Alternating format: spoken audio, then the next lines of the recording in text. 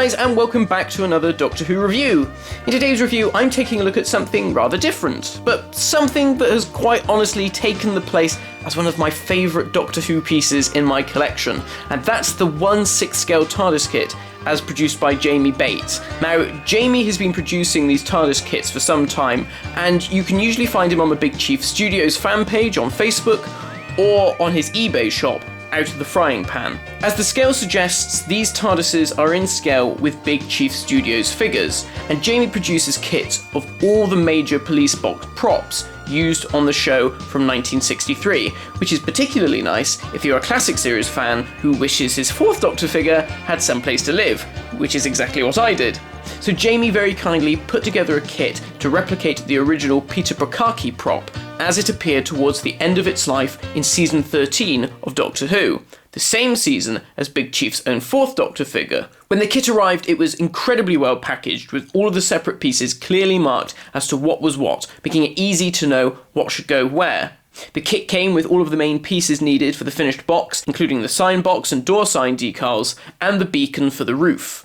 The beacon also included the full traditional housing that you see on most of the TARDISes, but by this season that was generally missing, so I opted to put it to one side for mine. The only elements that the kit doesn't include are the Perspex windows and the door handle and lock, which I then sculpted myself later. So here are some behind the scenes shots of the TARDIS in construction, as my dad and I put it together over a series of weekends. So you can see how the box looked in its bare bones form, and with the opening right door attached. From this point, I added a few touches of my own to try and replicate the battered feel of the actual TARDIS prop, and coated the outside with polyfiller to give it the same bumpy, concrete-like feel of the original. That was then sanded down to even it out a bit, and then I added some extra details, like the locks, which were sculpted from milliput. So this TARDIS prop had two locks come the end, the standard Yale lock that had been painted over, and a purpose-made lock to fit the Ankh-style TARDIS key. So I did my best to replicate those. The hardest part was the door handle, which was made from a mixture of milliput and a piece of wire. The wire was bent into the shape of the handle, and then the milliput was dabbed at the ends to hold it in place, sculpted to look like the actual fixtures. I then added more milliput to the wire to thicken it out, and I'm pretty pleased with the finished result.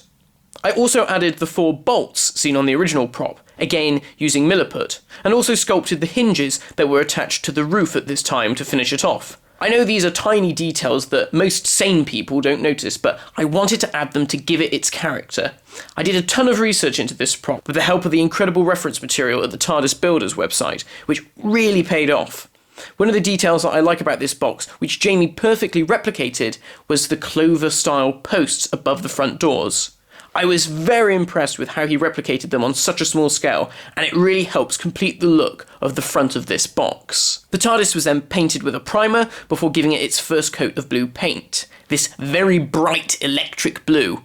Now I wanted to do this because I wanted the idea of the base coat being closer to Pertwee's version, so that when I applied the finish coat, you'd see bits of that coming through, just to give the box that sense of history to it. The actual finished coat was a darker Oxford blue, mixed with some black gloss to give it a similar sheen to the actual box, which I then dry brushed with a matte black to dirty it up further.